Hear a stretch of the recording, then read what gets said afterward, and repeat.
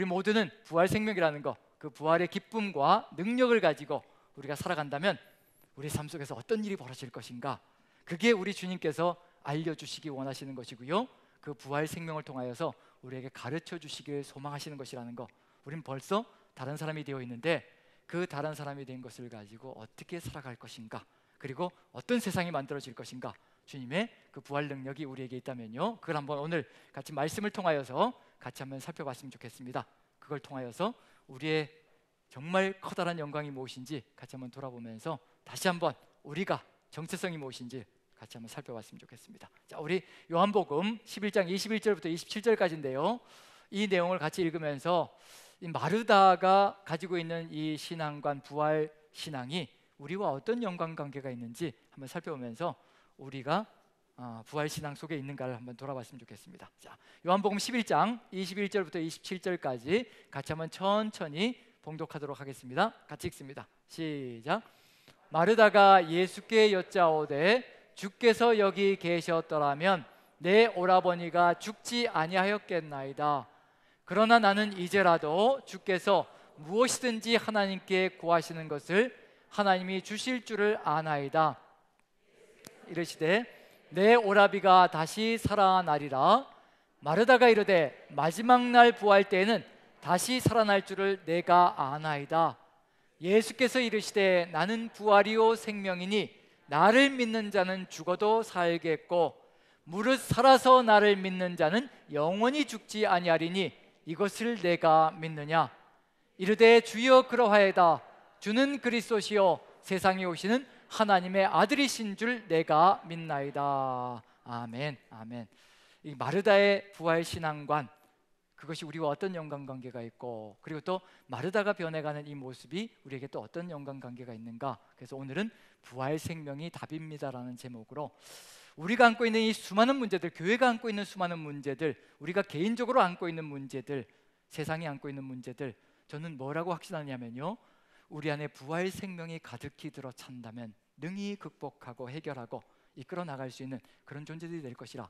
교회가 손가락질을 받는 그런 교회가 아니라 정말 이 세상 속에서 이 부활 생명의 능력을 가지고 세상을 변화시켜 나가는 존재들이 될 수 있을 것이라. 그래서 지금 우리에게 부활 생명이 정말 가득 차 있는지 한번 같이 바라보면서 나눠보는 시간이 되었으면 좋겠습니다. 마르다의 이야기가 나왔는데요, 마르다가 주님께서 여기 계셨으면 내 오라버니가 죽지 않았겠습니다.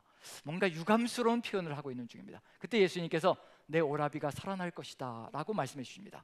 산다는 얘기가 되는 거죠. 그때 마르다가 마지막 부활 땐 제가 살 줄로 어렴풋이 알고 있습니다, 그 얘기를 하고 있는 중이거든요. 우리도 이런 신앙을 가지고 있을 때가 많습니다. 마지막 때는 살아날 수도 있을 것 같습니다. 주님께서 계속 부활 이렇게 하시니까 마지막 때는 어떻게 살아날 수도 있을 것 같습니다. 그런데 예수님께서 이제 부활의 핵심적인 정신, 부활 신앙을 알려주시는 겁니다. 단 두 구절 속에 들어가 있는데요, 요 신앙이 있느냐 없느냐에 따라서 우리가 지금 부활 생명을 살아가고 있느냐 아니냐도 논증되어질 것입니다. 예수님께서 분명히 말씀해 주셨습니다. 그리고 부활이 어떤 것인지 알려주셨습니다. 그리고는 내가 이것을 믿느냐라고 얘기했을 때 마르다가 주는 그리스도이시고 다시 오실 하나님의 아들이십니다라고 고백합니다. 믿는다라고 고백한 거지요. 대답을 한 겁니다. 바르게 대답한 겁니다. 그런데 또 예수님께서 이제 마르다와 마리아를 데리고 이제 무덤으로 가서 이제 무덤에 돌을 옮겨 놓거라라고 얘기하자 뭐라고 얘기하냐면요, 주여 죽은 지 나흘이나 되어서 냄새가 나나이다. 살 수 있다는 얘기인가요? 없다는 얘기인가요?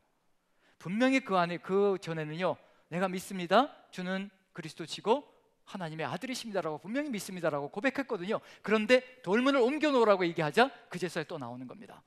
죽은 지 나흘이나 되어서 썩은 내가 납니다. 가능하다는 얘기인가요? 불가능하다는 얘기인가요? 불가능하다는 겁니다. 그때 예수님께서 내가 이르지 않았느냐, 네가 믿으면 하나님의 영광을 볼 것이라고 내가 말하지 않았느냐. 이게 우리의 부활관일 수가 있습니다. 이게 우리의 부활신앙일 수가 있거든요. 어렴풋이 살아날 것이라는 것은 생각하고 있는데 지금 현재 그것이 내 삶 속에서 이루어지고 있다는 것에 대해서는 우리가 인식하지 못하고 그저 먼 훗날의 이야기쯤으로 미루어 놓고 지금 현재를 살아간다면요, 우리의 삶 속에서 그 부활의 능력과 영광이 살아날 수 있을 것인가. 오늘은 우리가 그걸 회복해야 될 것이 바로 오늘 부활신앙의 그런 삶의 모습이 아닌가라는 생각이 듭니다. 그러면 이제 이런 것들 다듬어서요, 한 교수님이 이 부활주일에 대해서 탄식을 하면서 이렇게 말했다라고, 이렇게 기록했다라고 책을 썼다라고 얘기를 합니다. 같이 한번 읽어보죠. 우리는 어떤가 한번 같이 비교해 보려고 한번 봅니다. 자, 같이 한번 읽어봅니다. 같이 시작. 유감, 부활절 홀대 40대 1. 아주 부활절을 제대로 누리지 못하고 부활이 무엇인지, 부활 생명이 무엇인지 제대로 알지 못하는 한국 교회에 대한 탄식이 이분의 마음속에 들어가 있는 것 같습니다. 유감이다. 부활절을 홀대하고 있다. 40대 1밖에 안 된다. 자, 40대 1이 무슨 의미일까요? 40대 1. 우리가 어제까지 끝냈던 게 뭐였던가요?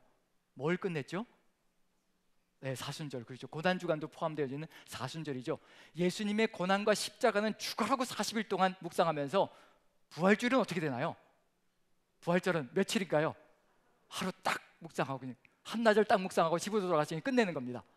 이렇게 되니까 뭐가 살아나지 않는다는 얘기냐면 주님의 고난은 끊임없이 내 삶 속에 채워야 된다고 생각하는데 부활 생명이 얼마나 영광스럽고 얼마나 대단한 것인지, 그 능력이 얼마나 출중한 것인지 그걸 잊어버리고 산다는 겁니다. 그래서 40대 1이 되다 보니까 부활 생명이 아니라 그저 고난만 생각하는 그리스도인이 되어가고 있다라고 얘기할 때가 참 많습니다. 이게 맞는 말인 것 같으면서도 또 제 생각엔 틀린 것 같아요. 왜냐하면 우리는 주님의 부활을 어느 정도로 기념하고 있나요? 우리 남산교회는 어떻게 기념하고 있죠?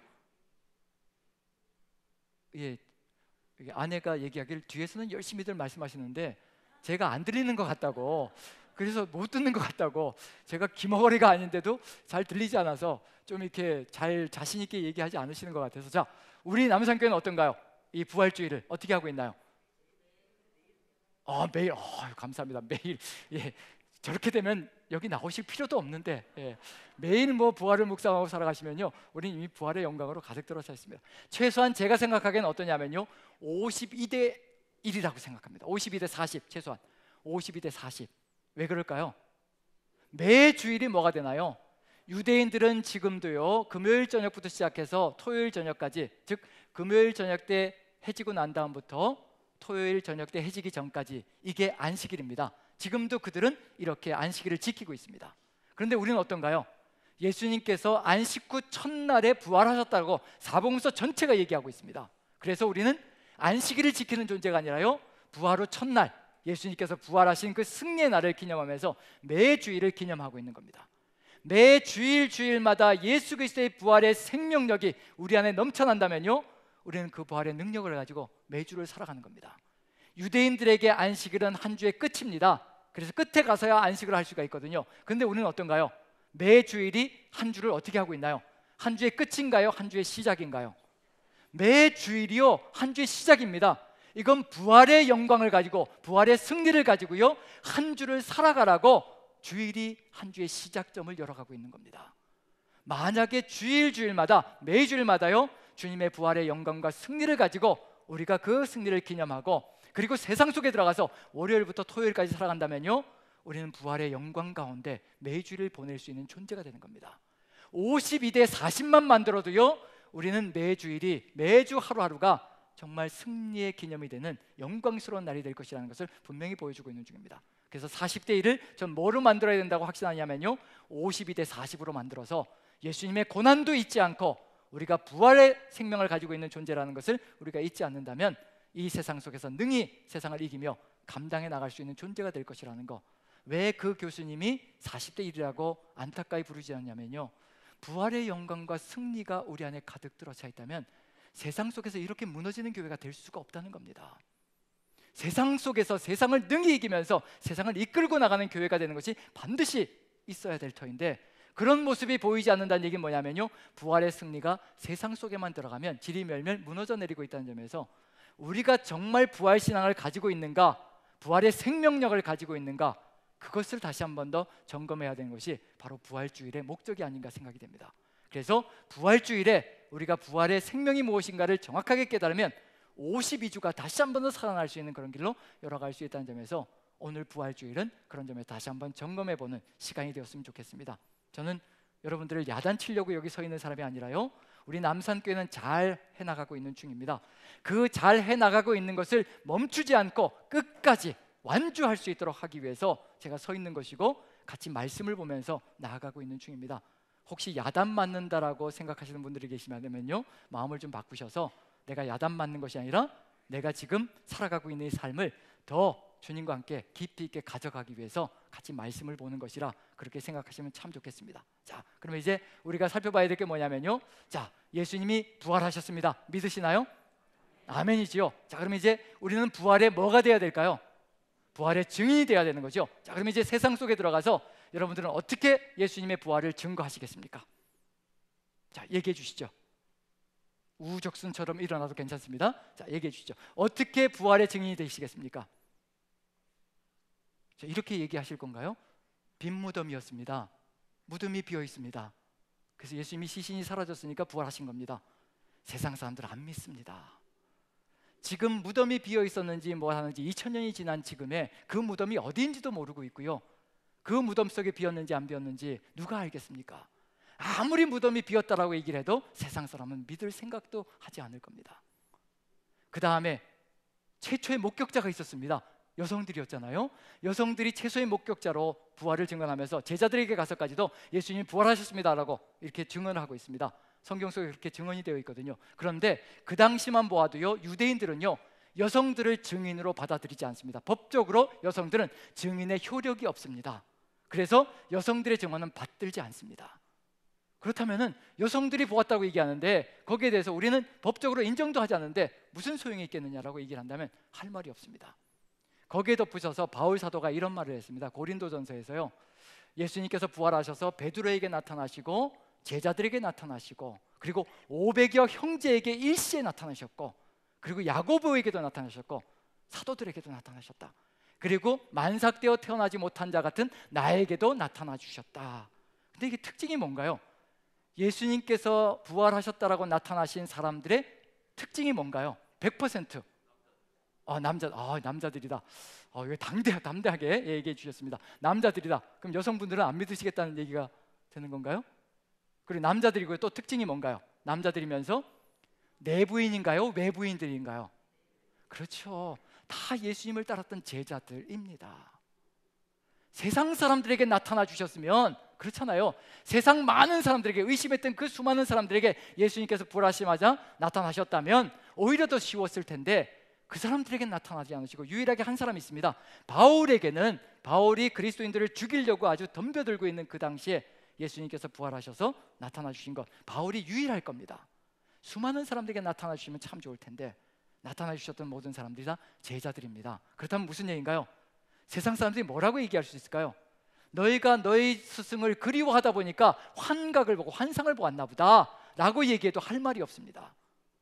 그러니까 성경 속에 나와 있는 이런 이야기들로 예수님의 부활을 증언하려고 한다면요, 걸리는 것이 너무나 많습니다. 세상은 믿어주지 않을 거란 얘기거든요. 다 너희들이 만들어낸 조작된 이야기고 시체를 훔쳐갔을 수도 있고 그리고 예수님이 죽지 않고 살아 있어서 설 죽었다가 살아났을 수도 있고 이런 수많은 얘기들을 할 수가 있거든요. 왜냐하면 십자가에 달려서 제대로 죽은 게 아니라 잠시 기절했다가 그냥 무덤 속에 넣어놨더니 이제 다시 또 정신이 깨가지고 살아나서 이렇게 나왔을 수도 있다, 뭐 이런 얘기들을 이제 하기도 하는 거죠. 이런 상황 속에서, 이렇게 세상이 믿지 않는 이 상황 속에서 유일하게 한 가지 답이 있습니다. 한 가지 세상을 변화시켜 갈 수 있는, 세상을 이끌어 갈 수 있는 한 가지가 있습니다. 제자들의 태도의 변화입니다. 이건 도저히 설명이 불가능합니다. 제자들의 태도의 변화, 제자들의 삶의 변화는요, 이건 도저히 설명할 수가 없는 사건입니다. 왜냐하면요, 예수님께서 십자가를 지러 가실 때 제자들 중에 누가 믿었던가요? 그리고 심지어는요, 예수님의 부활의 첫 번째 목격자였던 여성들도요, 왜 무덤에 갔을까? 안식일 전에 이제 무덤에 넣어놨을 때요, 여성들이 십자가에 끝까지 십자가 앞에서 있다가 그것만으로도 제가 보기엔 대단한 신앙인들이라고 생각합니다. 대단히 예수님을 사랑했던 존재들이라고 생각합니다. 십자가 앞에서 제자들은 다 도망갔는데도요, 그 여성들은 끝까지 십자가 앞에서 그 주님을 사랑하는 마음으로 계속 지켜보고 있었습니다. 그리고 내려서 무덤에 넣을 때도 끝까지 지켜봤습니다. 어느 무덤에 집어넣나까지도 보았습니다. 그리고 돌아가서요, 뭘 준비했느냐면요, 향과 향료를 잔뜩 준비했습니다. 왜 향과 향료를 준비했을까? 방부 처리해가지고 완전히 시신을 매장하려고 향과 향료를 준비한 겁니다. 어느 누구도요, 부활에 대해서 생각했던 사람은 아무도 없습니다. 첫 번째 부활의 목격자였던 그 여성들도 깜짝 놀라는 게 뭐냐면요, 완전히 방부 처리해서, 시신을 방부 처리해서 완전히 매장하려고 갔는데 무덤 문이 열려 있고 시신이 사라져 버린 것, 그게 놀라움이었거든요. 그런 점에서 본다면 이 여성들에게도 그런 믿음은 없었다는 것을 분명히 보여주고 있습니다. 어느 누구도 예수님의 부활에 대해서 신뢰를 가지고 믿음을 가지고 들었던 사람은 없었다는 얘기거든요. 어쩌면 우리의 모습일 수도 있다는 얘기입니다. 그렇게 제자들이 전혀 부활을 믿지 않고 예수님들이 십자가의 길을 따라가다가 예수님께서 처음으로 십자가 순환 예고를 하시고, 내가 사흘 뒤에, 내가 이렇게 고난을 받고 예루살렘에 가면 사흘 뒤에 부활할 것이라, 살아날 것이라 예고했을 때 첫 번째 예고하자마자 누가요? 수제자였던 베드로가 예수님을 붙들고 항변하면서 따지면서, 그리고 야단을 치면서 절대로 죽어서는 안 된다고, 내가 지금 집도 전토도 가족도 아내도 다 내려놓고 지금 당신을 따라다니고 있는데 내가 무엇 때문에 따라다니는 것 같으냐고, 버리는 것보다, 내려놓은 것보다 더 큰 것을 얻을 생각을 가지고 따라다니고 있는데 죽는다니 무슨 소리냐고, 죽으면 모든 것이 끝장나는데 그럴 수가 있겠냐고, 절대로 그래서는 안 된다라고 정말 말 그대로 예수님을 붙들고 야단을 치기까지 했습니다. 자신의 꿈을 이뤄달라고, 이 땅에서 원하는 것을 이뤄달라고 붙들고 늘어졌습니다. 그 다음에 두 번째 순환 예고를 할 때요, 따라오면서, 제자들이 따라오면서요, 누가 크냐라고 싸움박질을 해야 됩니다. 예루살렘 들어가면 누가 더 큰 자리 차지하고 누가 더 높은 자리 차지하고 누가 더 예수님 옆으로 갈 것이냐, 왕이 되시면 누가 가장 높은 위치에서 큰 소리 더 칠 것이냐, 그걸 생각하며 따라가고 있었습니다. 전부 다 뭐밖에 들어가 있는 것이 없냐면요, 이 땅에서 어찌하든지 더 성공하고 더 큰 소리 치고, 그런 시선이 가득 들어차 있습니다. 마지막 세 번째 예수님께서 순환 예고하시고 내가 사흘 만에 살아나야 될 것이라 마지막으로 예고하셨을 때 야고보와 요한이 넌지시 예수님께 나와가지고 청탁을 합니다. 하나는 주의 우편에, 하나는 주의 좌편에 우의정과 좌의정 만들어 달라고, 우리를 가장 높은 자리로 특별히 선택해서 올려달라고 그렇게 청탁을 합니다. 이 내용들 자체가 바로 무엇을 바라보고 따라가고 있는 중인지 그걸 그대로 보여주고 있는 중입니다. 그리고 예수님께서 정말 말씀하신 대로 십자가를 지시자요, 자신들의 꿈과 야심과 야망이 일순간에 물거품처럼 사라지는 것을 보고 그 앞에 아무도 남아나지 않습니다. 저 앞에, 십자가 앞에 같이 머물러 있다간 같이 죽게 생겼으니 거기에 머물러 있다간 자신들이 원하는 것을 이루어지지도 못하고 이루어줄 수도 없고, 그리고 그렇게 살아갈 수도 없는 존재들이 되게 만들 것이니 아무도 남아나지 않고 다 도망가는 역사가 펼쳐졌습니다. 그게 제자들의 모습이었습니다. 그런데 이 사람들이 변했습니다. 사도행전의 이야기 속에서요, 하나도 변하지 않은 제자들이 없습니다. 먼저 야고보와 요한, 우편에 좌편에 앉게 해달라고 했던 그 야고보와 요한, 그 야고보와 요한은 첫 번째로요, 야고보는 사도행전 속에서요 가장 먼저 순교의 제물이 된, 칼에 맞아 죽는 그런 순교의 제물이 됩니다. 정말 예수님을 믿지 않았다면요 이런 일이 벌어질 수가 없습니다. 순교의 제물이 되고요, 사도 요한은, 그 동생 요한은요 끝까지 살아남아서 교회를 지키는 최선의 삶을 살아갑니다.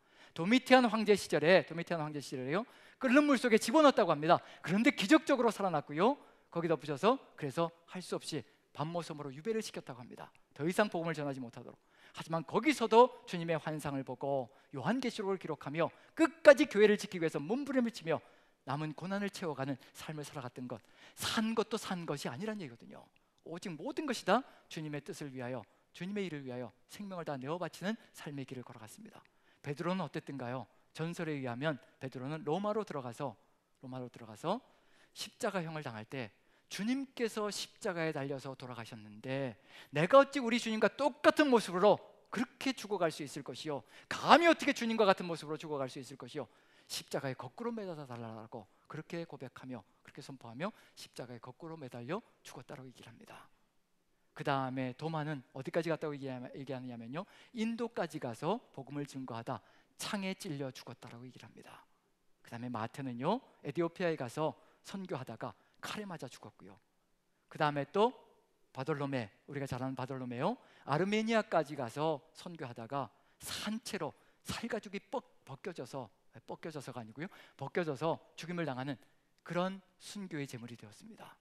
그 다음에 이 베드로의 동생 안드레는 그리스에서 선교하다가 마지막에는 이제 매 맞아, 그리고 형틀에 묶여서 죽는데 X자로 되어 있는 십자가에 묶여서요 매 맞고, 그리고 고문을 당하다 죽음을 당합니다.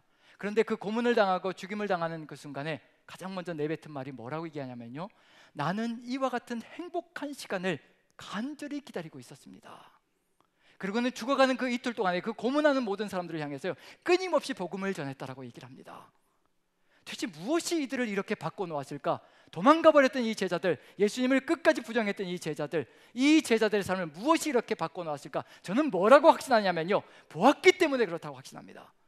예수 그리스도의 부활을 목격했기 때문에 이젠 죽음도 끝이 아니라는 것을 분명히 목격했을 것이라, 보았을 것이라. 십자가에 달려 돌아가신 그 주님께서 자신들 앞에 살아서 역력히 모습이 드러났을 때 이것이 바로 진정한 생명이구나라는 것을 깨달았을 것이라고 확신합니다. 이젠 삶과 죽음도 하나님의 손에 있다는 것을 분명히 깨달았을 것이라고 확신합니다. 만약에 이들이 예수 그리스도의 부활을 조작해냈다면요, 조작했다면 어떤 일이 벌어졌을까요? 죽음이 눈앞에 펼쳐지면요, 조작해내는 건 무슨 이유 때문이냐면요, 사기를 치는 이유는 뭐냐면요, 내가 유익을 누리고 내가 편하게 살고 싶어서 조작해내는 것이고요, 그리고 사기를 치는 겁니다. 고난을 받기 위해서 조작해내는 사람은 절대 없습니다. 만약에 제자들이 예수 그리스도의 부활을 조작해냈다면요, 죽음의 순간이 오면요, 모두 다 배신하고 변절할 겁니다. 우리가 만들어낸 얘기입니다. 우리가 만들어낸 얘기니 우리를 죽이지 마십시오, 잘못했습니다. 그리고 타협하고 다시 살아나는 역사가 펼쳐졌을 겁니다. 근데 12명의 사도가 모두 하나같이 끝까지 순교의 제물이 되었다는 것은 예수 그리스도의 부활이 실제였다는 것을 입증하는 겁니다. 삶이 입증하는 겁니다. 빈무덤이 입증하는 것이 아니고요, 목격자가 입증하는 것이 아니고요, 그리고 또 수많은 사람들이 보았다는 것이 입증이 되어지는 것이 아니라 우리가 살아가는 그 삶이 바로 세상 사람들이 예수 그리스도가 살아났구나라는 것을 입증할 수 있는 최고의 길이라는 것을 제자들이 우리에게 보여주고 있는 중입니다. 누구도 거짓말할 수 없을 겁니다. 저렇게 아무것도 배우지 못하는 어부들이 어떻게 저렇게 얘기할 수 있으며 어떻게 저렇게 당당할 수 있을 것인가? 사도행전은 그걸 이야기하고 있는 중입니다. 무엇을 보았기에 저럴까? 그걸 이제 사도들은 사도행전 전체 속에서요 증언하고 있습니다. 사도행전 전체가 바로 제자들 자신이 본 것을 증언하는 이야기거든요. 그런데 그 핵심적인 내용이 무엇일까? 12사도도 마찬가지고요, 나중에 주님께로부터 선택받은 바울도요 똑같은 것을 고백합니다. 바울은 3번씩이나요 뭘 얘기하느냐면요, 주님께서, 부활하신 주님께서 이 죄인 중에 괴수 같은 나에게 영광의 빛으로 임하셔서 나를 구원해 주셨다. 왕들 앞에 서든지 총독 앞에 서든지 변함없이요, 끊임없이 그 빛 가운데서 부활하신 주님이 나에게 나타나셔서 나를 이끌어 주셨다. 이게 고백이라는 겁니다. 이게 증언이라는 겁니다. 그 증언의 한 가지 내용만 한번 살펴보면요, 제자들이 무엇을 보았는지 분명히 느껴볼 수가 있습니다. 한번 사도행전에서요 핵심적인 내용, 바로 이것의 확대가 사도행전 전체입니다. 이것이 바로 증인의 사명이고 부활의 증인이 걸어가야 될 삶의 길이라는 것을 역력히 보여줍니다. 한번 읽어보죠. 사도행전 5장 29절부터 33절까지입니다. 같이 한번 천천히 읽어봅니다. 천천히 시작. 베드로와 사도들이 대답하여 이르되 사람보다 하나님께 순종하는 것이 마땅하니라. 너희가 나무에 달아 죽인 예수를 우리 조상의 하나님이 살리시고 이스라엘에게 회개함과 제사함을 주시려고 그를 오른손으로 높이사 임금과 구주로 삼으셨느니라. 우리는 이 일의 증인이요 하나님이 자기에게 순종하는 사람들에게 주신 성령도 그러하니라 하더라.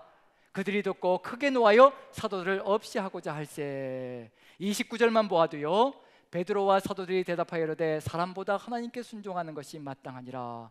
너희가 다시 한 번 더 예수가 부활했다, 살아났다라고 얘기하면 엄벌에 처할 것이라 라고 선포합니다. 그러자 제자들과 사도들이 뭐라고 얘기하냐면요, 사람보다 하나님께 순종하는 것이 마땅하니라. 죽이든지 살리든지 마음대로 하라는 겁니다. 우리는 사람에게 순종하지 않을 것이라, 사람들에게 타협하지 않을 것이라, 우리가 본대로, 우리가 느낀 대로, 우리가 체험한 대로 말할 것이라, 하나님께 순종하는 것이 마땅하니라. 자신들이 본 것대로 하겠다는 겁니다. 본대로 살아가겠다는 겁니다. 무엇을 보았다라고 얘기하느냐면요, 너희가 나무에 달아 죽인 예수를 우리 조상의 하나님이 살리셨다는 겁니다. 그걸 보았다는 겁니다. 그걸 보았다는 겁니다. 그러니 멈출 수가 없고요, 어떤 위협에도 굴하지 않을 수 있다는 겁니다. 이게 바로 부활신앙이라는 겁니다. 이게 바로 부활 생명이라는 겁니다.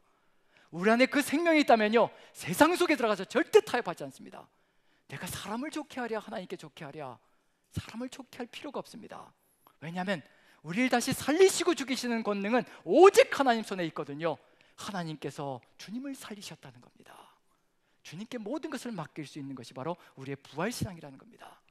세상을 변화시켜 나가는 위력과 힘이 바로 이 속에 들어가 있는 겁니다. 그리고 분명히 들어가 있는 게 뭐냐면요, 제가 만약에 유대인 사도였다면요, 이 말은 뺐을 것 같아요. 만약에 타협점이 있고 부활의 증인이 아니고 부활을 목격하지 못했다면요, 이 단어는 뺐을 것 같습니다. 조작하기 위해서요. 뭘 뺐을 것 같으냐면요, 너희가 나무에 달아 죽인이라는 단어는 뺐을 것 같습니다. 유대인들에게요, 나무에 달린 자는 저주를 받은 것이라고 율법에 분명히 기록되어 있거든요. 신명기 21장 23절에요, 나무에 달린 자마다 하나님의 저주를 받은 자니라.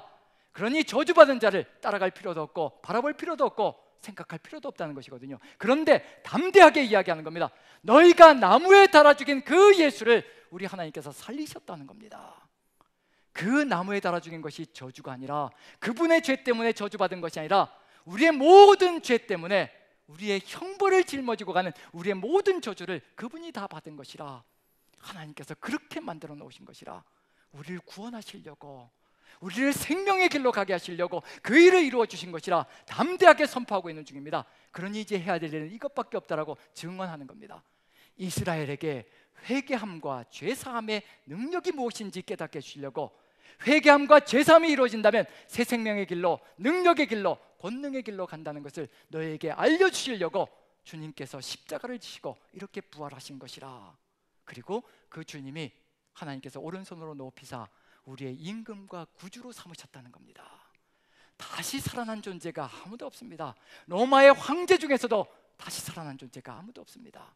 이 세상의 어떤 권력자도요, 어떤 종교인도요, 어떤 종교의 리더도요, 다시 살아난 존재가 없습니다. 오직 우리 주님만이 살아나셨습니다. 믿으시나요? 우리 주님만이 부활하셨습니다. 그래서 우리 주님께서 말씀하신 것, 내가 곧 길이요 진리요 생명이니 나로 말미암지 않고는 아버지께로 올 자가 없느니라. 이것은 이제 진리가 되는 겁니다. 부활을 목격한 사람들은요, 예수님만이 길이시고 진리이시고 생명이라는 것, 그것이 이제 삶이 되는 겁니다. 우리가 걸어가야 될 길은 어떤 길도 아니고 예수님이 닦아놓으신 그 길이고, 예수님이 말씀하신 그 길이 우리의 삶의 진리의 길이고, 그 진리의 길을 걸어가는 것이 오직 생명인 것이라. 그것밖에 남는 것이 없습니다. 그래서 세상의 로마 황제도 죽인다고 덤벼들어도요, 어떤 권력자가 죽인다고 덤벼들어도요, 따라갈 필요가 없습니다. 오직 주님만이 생명이시고 길이시고 진리시기 때문에, 그리고 우리 하나님께서 우리 구주 예수 그리스도를 이 세상의 임금과 구주로, 왕과 구원자로 세워주셨으니 그 어떤 것도 따라갈 필요가 없다는 것을 고백하고 있는 중입니다. 그래서 순교의 제물이 될 수가 있는 겁니다. 로마 황제 숭배, 너희가 황제에게 절을 하지 않으면, 황제를 숭배하지 않으면 너희들의 목숨줄이 끊어질 것이라. 죽이라는 겁니다. 죽이라는 겁니다. 왜냐하면 우리 주님만이 왕이시고 우리 주님만이 생명의 주이시니 내 죽음까지도 다 주님께서 사용하셔서 주님의 뜻을 이루어 가실 것이고, 나를 부활의 생명으로 이끌어 가실 것이니 내가 타협할 것이 무엇인가? 영원한 길이 이곳에 있는데, 유일한 길과 유일한 진리와 유일한 생명의 길이 여기 있는데 내가 무엇을 따라가야 될 필요가 있을 것인가? 그게 제자들의 삶의 길입니다. 무엇을 보았기 때문이냐면요, 부활하신 주님을 만났기 때문에 가능한 삶의 길입니다. 그래서 32절 보시면요, 우리가 이 일의 증인이라고 고백하고 있는 겁니다. 우리가 이 일의 증인이라. 너희가 아무리 증인의 사명을 말살시키려고, 묵살시키려고, 죽이려고 안간힘을 써도 우리는 이 일의 증인이라. 주님 부활의 증인이라. 우리가 증언하는 것, 우리 힘으로 우리는 능력이 부족해서 우리는 미력하고 쓰러질 때가 많으나, 하나님께서 우리가 증인의 사명을 감당할 수 있도록 분명히 사도행전 1장에서도 얘기해 주셨죠. 1장 8절, 오직 성령이 너희에게 말씀하면 너희가 권능을 받고 예루살렘과 온 유대와 사마리아와 땅끝까지 이르러 내 증인이 될 것이라. 누가 도우신다는 얘기인가요? 증인의 사명을 할 수 있도록, 나약한 우리들을 도우시도록 누가 오신다는 얘기인가요? 성령께서 오신다는 겁니다. 그래서 이 일의 증인이요, 하나님이 자기에게 순종하는 사람들에게 주신 성령도 그러하니라. 성령께서도 우리가 증인이 될 수 있도록 우리의 삶을 이끌어 가시며 인도해 가시는 그런 역사가 펼쳐지는 것이라. 지금 우리에게 보혜사 성령께서 함께하고 계시다면요, 우리는 부활의 증인입니다. 이미 우리는 부활을 삶으로 살아가고 있는, 부활 생명을 가지고 있는 존재들입니다. 그걸 증언하게 하시려고, 세상 속에 들어가서 그것을 선포하게 하시려고, 바로 이게 핵심적인 복음입니다. 이 복음을 세상 속에서 선포하게 하시려고 주의 성령께서 우리에게 임하셔서 우리를 증인으로 세워놓으신 겁니다. 이것이 가득 들어차 있다면요, 두려워할 것이 아무것도 없습니다. 그래서 제자들 33절 보시면요, 그들이 듣고 크게 노하여 사도들을 없이 하고자 할세. 상관도 하지 않습니다. 없이 하려고 하든지 죽이려고 하든지 살리려고 하든지 아무 상관도 개의치 않습니다. 그저 주 예수 그리스도의 증인으로 이 사명을 감당하며 걸어가려고 최선을 다하는 것이 바로 제자들의 사명 속에 들어가 있습니다. 이들이 부활을 목격한 사람들입니다. 자, 우리는 어떤 존재들인가요? 부활을 목격했나요? 목격하지 못했나요? 이러시면 이제 예. 바울도 목격했다고 하는데요. 그렇죠? 자, 이게 이제 우리에게 주어져 있는 삶의 길입니다. 자, 우리는 보혜사 성령님이 함께 하는 사람들인가요? 아닌가요? 함께 하시죠. 그럼 보았나요? 못 봤나요? 그렇죠. 바로 그겁니다. 보혜사 성령께서 우리와 함께 하신다는 건요, 이미 우리는 부활의 증인이 되었다는 것을 확증해 주고 있는 겁니다. 우리가 예수 그리스도 안에서 이미 거듭난 존재라는 것을 알려주고 있는 중입니다. 그걸 확인하는 것만 이제 남아있을 뿐입니다.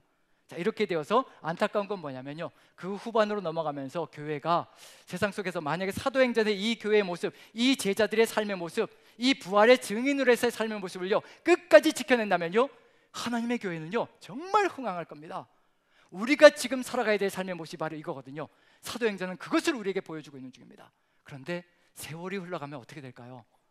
우리도 10년, 20년, 30년, 40년 우리 남산교회 세월이 흘러가면서 어떻게 되었던가요? 이와 같은 열정과 이와 같은 첫사랑으로 똘똘 뭉쳐서 정말 뜨겁게 주님을 증거하며 세상 속에 들어가서 세상을 변화시키는 사명을 감당하고 있던가요? 식어지기 시작하던가요? 어떻든가요? 또 야단치고 있는 것 같은 느낌이 듭니다. 죄송합니다. 저 자신을 비롯해서 어떤가요? 세월이 흘러가면서 점점 더 부활의 증인으로 열정이 넘쳐가나요? 조금씩 이렇게 희석되어져 가나요?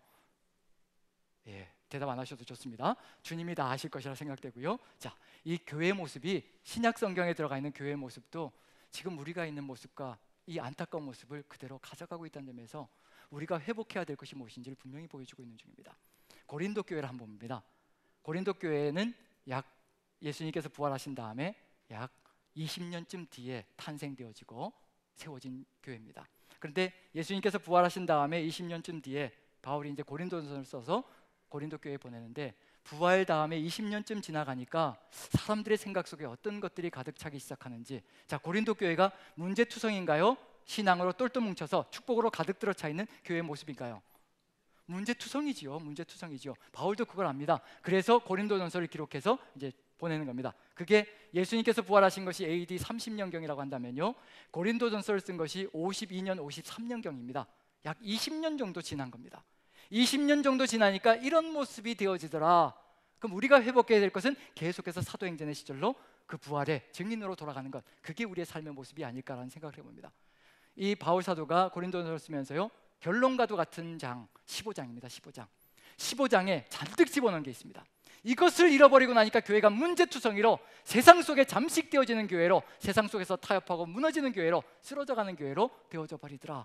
이걸 회복하는 것이, 이 신앙을 회복하는 것이 바로 교회가 가져가야 될 삶의 길이라 15장의 58절에 걸쳐서요, 이렇게 바울의 서신 속에 한 주제를 가지고요 58절이라는 긴 절을 가지고 설명하는 것은 바울 서신 속에 전혀 찾아볼 수가 없습니다. 이것이 유일합니다. 그 정도로 소중한 것이고 교회가 회복해야 될 모습이라는 것을 보여주고 있는 중입니다. 자, 고린도전서 15장을 한번 봅니다. 어떤 내용인지 한 두 분만 살펴보는데요. 자, 12절부터 14절까지 같이 한번 읽어보죠. 같이 시작. 그리스도께서 죽은 자 가운데서 다시 살아나셨다 전파되었거늘 너희 중에서 어떤 사람들은 어찌하여 죽은 자 가운데서 부활이 없다 하느냐? 만일 죽은 자의 부활이 없으면 그리스도도 다시 살아나지 못하셨으리라. 그리스도께서 만일 다시 살아나지 못하셨으면 우리가 전파하는 것도 헛것이요 또 너희 믿음도 헛것이며. 예수 그리스도의 부활에 대해서 어떤 생각을 갖기 시작하나요? 부활을 의심하기 시작하고요, 부활이 없다라고 생각하기 시작합니다. 당연히 부활이 없으면 어디에 초점을 맞출 것인가? 하늘 생명이 사라지기 시작하는 겁니다. 하늘 영광이 사라지기 시작하는 겁니다. 시선이 바뀌어지기 시작하는 겁니다. 어디로 초점이 맞춰지기 시작하냐면요, 세상에서의 성공과 번영과 세상에서 잘 되는 것에 모든 초점이 맞춰지기 시작합니다. 이것이 끝인 줄 알고 살아가기 시작하는 겁니다. 이렇게 주신 것들을 가지고 하늘 영광을 위하여 우리가 사명을 감당해야 되는 것을 생각하는 것이 아니라, 이것이 바로 끝인 것처럼 부활이 없으니, 새롭게 사는 것이 없으니 당연히 여기가 끝이지요. 여기가 끝이니까 여기에서 내가 원하는 대로 내 생각대로 살아가는 것이 삶의 방식이 되겠죠. 그런 것이 지금 고린도 교회 안에 만연해 있기 시작합니다. 그러다 보니 교회는 문제투성이로 세상 속에서 세상을 변화시켜 나가는 존재가 아니라 세상 속에서 타협하고 세상과 똑같아지는 교회가 되어가기 시작한다는 거, 우리가 지켜내기에 바로 이러하라는 겁니다. 우리 남산교회가 가지고 있는 부활신앙을 끝까지 지켜낸다면요, 세상 속에 들어가서 이 창원 지역을 변화시키고 하나님의 뜻을 이루어가는 존재가 될 수 있을 것이라는 거. 자, 그리고 나서 한번 다른 부분도 읽어봅니다. 15장 18, 19절 같이 읽습니다. 시작. 또한 그리스도 안에서 잠자는 자도 망하였으리니 만일 그리스도 안에서 우리가 바라는 것이 다만 이 세상의 삶뿐이면 모든 사람 가운데 우리가 더욱 불쌍한 자이리라. 왜 이렇게 부활이 없는 것처럼, 영생이 없는 것처럼, 이 땅에 뿌리박고 이 세상의 삶뿐인 것처럼 왜 이렇게 살아가고 있느냐? 왜 이렇게 처절하게 따라가고 있는 그런 삶을 살아가고 있는 중이냐? 그걸 얘기하고 있는 중입니다. 그렇게 살아가는 것이 가장 처절하고 가장 불쌍한 삶이라는 것을 깨닫지 못하느냐? 그걸 지금 알려주고 있는 것이 바로 바울 사도의 이야기 속에 들어가 있습니다. 무엇을 잃어가면서 교회가 문제를 갖기 시작한다는 얘기냐면요, 부활 신앙과 부활 생명을 잃어가면서 교회가 무너지기 시작한다는 겁니다. 생명력을 잃어가기 시작한다는 겁니다. 사도행전의 교회가 생명력으로 가득 들어차 있었다면요, 그들은 부활의 증인의 사명을 온전히 감당하게 걸어갔던 그런 공동체였다는 것, 그것과 우리가 무너져가고 있다는 얘기는 뭐냐면요, 그 사명이 무너져가고 있다는 것은 곧 부활의 증인으로서의 사명 자체가 무너지고 있다는 것을 보여주고 있는 중입니다. 20년 뒤부터 이런 상황이 벌어지고요, 그 다음에 60년 뒤 요한복음과 아까 요한복음이 기록되어진 것도 60년쯤 뒤, 이렇게 해서 AD 90년에서 100년 사이에 기록되어집니다. 요한계시록도 그때쯤 기록되어집니다. 도미티안 황제 처절하게 핍박하고 교회를 무너뜨리려고 안간힘을 썼던 그 시절, 그 세상이 만들어지고 있던 그 상황들입니다. 그때 쓰여진 것이 요한복음, 요한 1, 2, 3서, 요한계시록입니다. 그럼 60년쯤 지나면 어떤 일이 벌어질까? 자, 요한계시록에 있는 7교회 어떤 모습이든가요? 주님의 영광으로, 부활의 영광으로 가득 들어차 있다? 아니면 문제투성이로 살아가기 시작하고 있다? 어떤 교회의 모습인가요? 예, 7교회도 문제투성이의 교회입니다. 세상과 타협하고 있고요, 세상의 유혹이 밀려 들어와서 세상 방식으로 살아가는 그런 삶이 가득 들어차 있습니다. 라오디게아 교회는 칭찬 한마디 듣지 못하고요, 살았다라는 이름을 가졌으나 죽은 교회이고, 그 다음에 또 미적지근한 교회이고, 차지도 않고 뜨겁지도 않고 세상 속에서 세상 방식대로 그대로 살아가는 그런 교회의 모습을 그대로 가지고 있습니다. 무엇을 잃어버렸기 때문인가? 각 교회들마다 예수님께서 주시는 말씀 속에요, 각 교회들마다 가장 먼저 얘기하는 그것이 그 교회가 회복할 때 살아날 수 있는 그런 모습을 보여주고 있는 중입니다. 무엇을 하면 살아날 수 있을 것인가? 한번 공통점을 한번 찾아보시죠. 각 교회들마다 가장 먼저 주시는 말씀이 있습니다. 그 말씀을 회복하는 것이 바로 교회가 살아나야 될 길이라는 걸 보여주는 겁니다. 자, 요한계시록 한번 보시죠. 요한계시록 2장 1절 에베소 교회, 자 같이 한번 읽어봅니다. 시작. 오른손에 7뼈를 붙잡고 7 금촛대 사이를 거니시는 이 2장 8절 서머나 교회에 주신 말씀 시작입니다. 시작. 처음이며 마지막이요 죽었다가 살아나시니, 그 다음에 버가모 교회 같이 읽습니다. 시작. 좌우에 날선검을 가지시니, 두아디라 교회 같이 읽습니다. 시작. 눈이 불꽃 같고 발이 빛난 주석 같은 하나님의 아들, 사대교회 봅니다. 같이 시작. 하나님의 7영과 7뼈를 가지시니, 그 다음에 빌라델비아 교회 봅니다. 다윗의 열쇠를 갖고 열면 닫을 자가 없고 닫으면 열 자가 없느니, 그 다음에 마지막으로 라오디게아 교회 같이 읽습니다. 시작. 아멘이시오 충성되고 참된 증인이시며 하나님의 창조의 근본이시니. 다 특징이 뭔가요? 특징 한 가지 찾아보시죠. 누구에 대한 이야기인가요?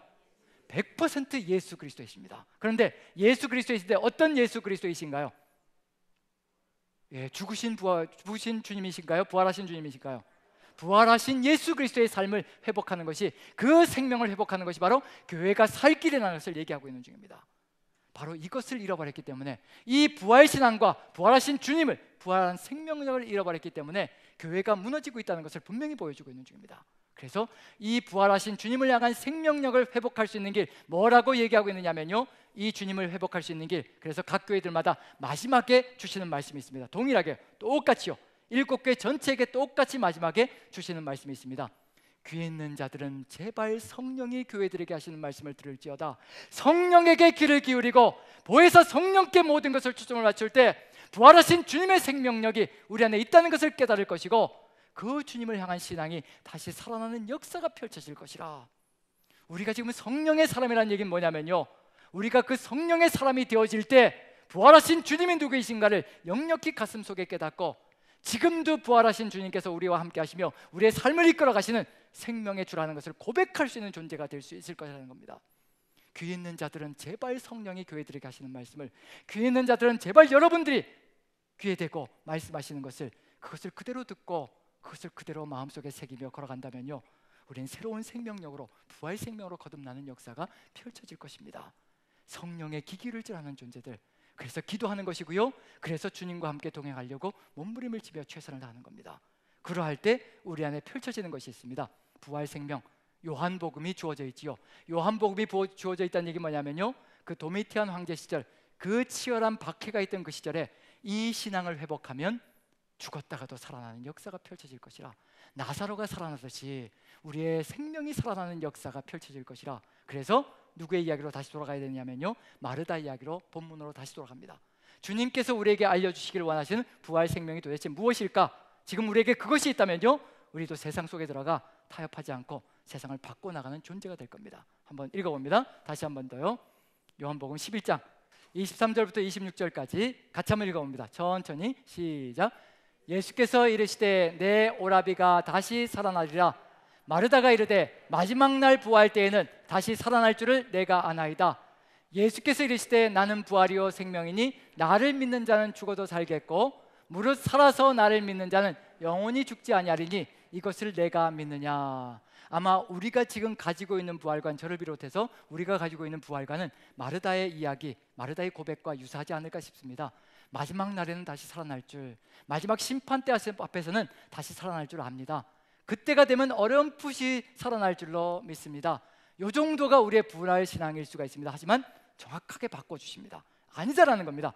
25절 보시면요, 예수께서 이르시되 나는 부활이요 생명이니 나를 믿는 자는 죽어도 살겠고 나를 믿는 자는 죽어도 살겠고, 26절 무릇 살아서 나를 믿는 자는 영원히 죽지 아니하리니 이것을 내가 믿느냐 라고 말씀해 주시고 계시는 중입니다. 지금 살아서 나를 믿고 있는 자는 영원히 죽지 않는다는 겁니다. 이것을 믿느냐라고 지금 예수님께서 지금 질문하고 계시는 중입니다. 지금 우리가 예수님을 믿고 있나요? 믿지 않고 있나요?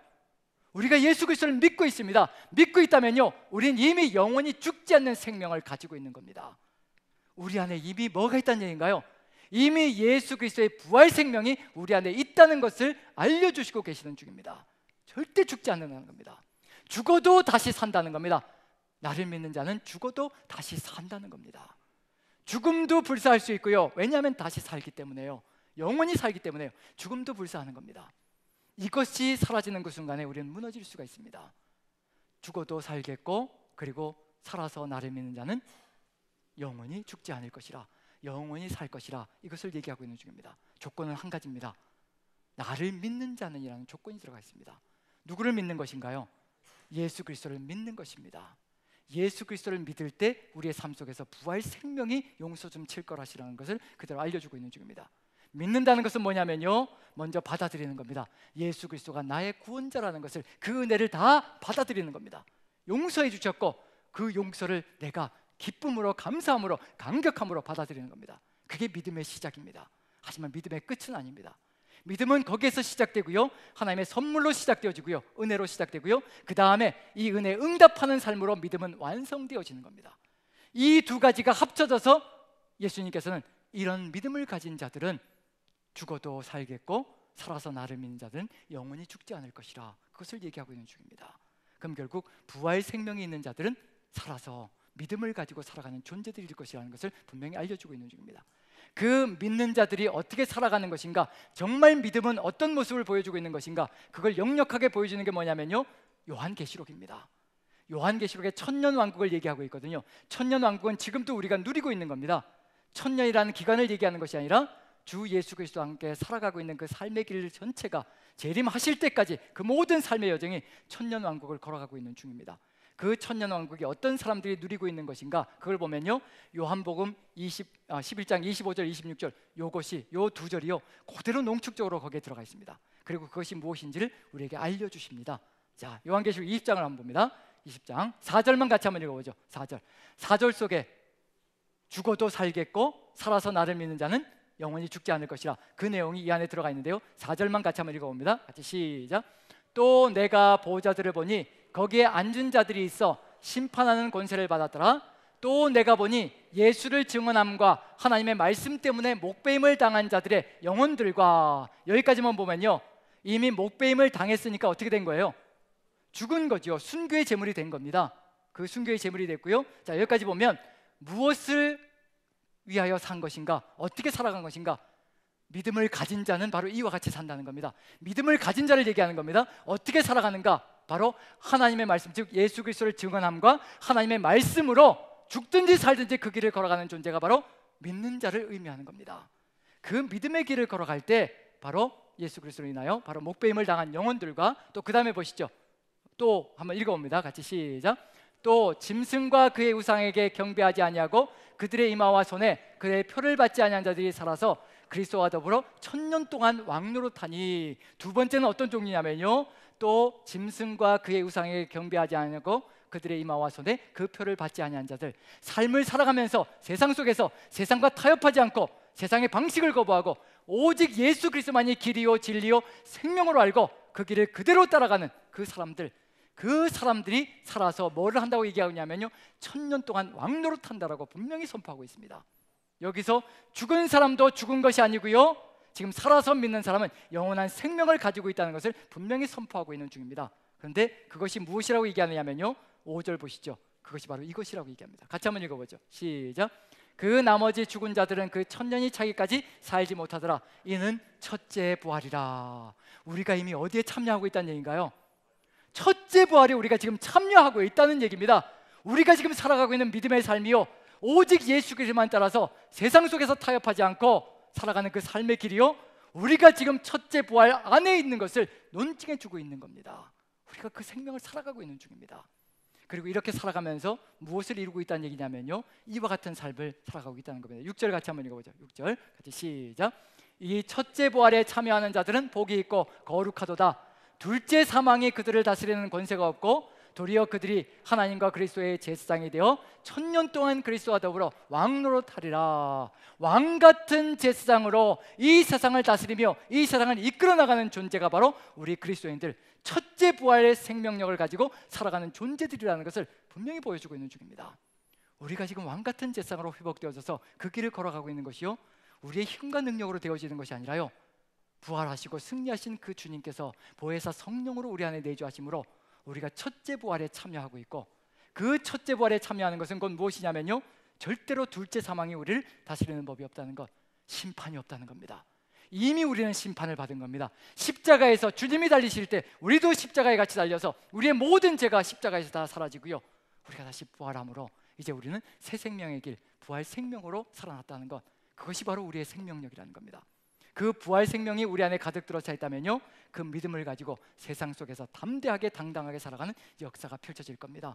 무엇을 하지 않을 것이라는 얘기하면요, LH 공사가 저렇게 뒤집어질 때, 뒤집어지기 전까지는요 무엇으로 가득 들어차 있었는지 하면요, 이렇게 살지 않는 인생들이 바보라, 이렇게 돈 벌 수 있는 길이, 공돈을 먹을 수 있는 길이 이렇게 가득 들어차 있는데 왜 그걸 하지 않고 이렇게 바보처럼 살아가느냐고. 그때도 우리 그리스도인들은요, 세상 사람들이 그렇게 살아갈 때 나는 주님이 주시는 것만 가지고 살아갈 것이라, 나는 정직하고 공의롭게 주님이 원하시는 그 길, 그 진리의 길, 그 생명의 길만 따라갈 것이라, 절대 세상 사람들 돈 빨리 버는 길로 나는 가지 않을 것이라. 그게 바로 주님께서 우리에게 주시는 삶의 길입니다. 그렇지만 우리 주님께서 알려주시는 건 뭐냐면요, 언젠가 LH가 뒤집어질 날이 있을 것인데 길과 진리와 생명이신 그 길을 따라 살아간다면 그때 LH가 뒤집어져도 너는 그 안에서 승승장구하는 길이 열려질 것이라. 그 사람들이 다 떨려나가고 감옥 속에 들어갈 때 오히려 그 자리를 네가 차고 올라가는 역사가 펼쳐질 것이라. 길과 진리와 생명만 따라서 살아가 보라. 지금은 네가 믿지는 양사를 하는 것 같고, 지금은 네가 세상 사람들보다 못한 것 같은 그런 삶이 펼쳐질지라도 내가 다 내 때를 이루어갈 것이라. 그러니 나만 믿고 가자. 이게 우리 주님께서 우리에게 보여주시는 부활 생명의 삶이라는 겁니다. 세상 사람들 타협하며 살아가는 그 모든 여정 속에서 절대 타협하지 말라는 겁니다. 오직 하나님의 방법대로 부활하신 주님이 길이요 진리요 생명입니다. 그 주님이 가르쳐주신 그 길 그대로 걸어가는 것, 그러할 때 우리는 왕 같은 제사장으로서 이 땅에서 사명을 감당하고요, 사도행전에서 제자들이 보여줬던 그 놀라운 역사들, 세상을 이끌고 나가는 역사, 세상을 담대하게 이끌고 나가며 나는 이 증언을 멈추지 않을 것이라 부흥하고, 그리고 복되게 주 예수 그리스도의 이름이 선포되어지는 그런 놀라운 역사가 펼쳐진다는 것, 그것이 무엇으로 가능해졌느냐 하면요, 바로 부활의 생명력으로 가능해졌습니다. 지금 우리에게 그 부활 생명이 있다면 우리도 그와 같은 길로 갈 것입니다. 우리 남산교회 안에 우리 모든 성도님들이, 저를 비롯하여 우리 모두가 바로 이 예수 그리스도의 부활 생명이 있다면요, 절대 우리는 굴하지 않을 겁니다. 세상 사람들이 아무리 핍박을 가해도, 아무리 유혹적으로 다가와도 우리는 절대로 거기에 굴하지 않을 겁니다.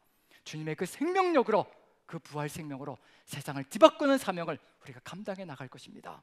지금까지 40년을 이렇게 살아왔다면요, 이제 남아있는 것 얼마나 더 되겠습니까? 저는 30년 정도가 제 인생길이라고 생각합니다.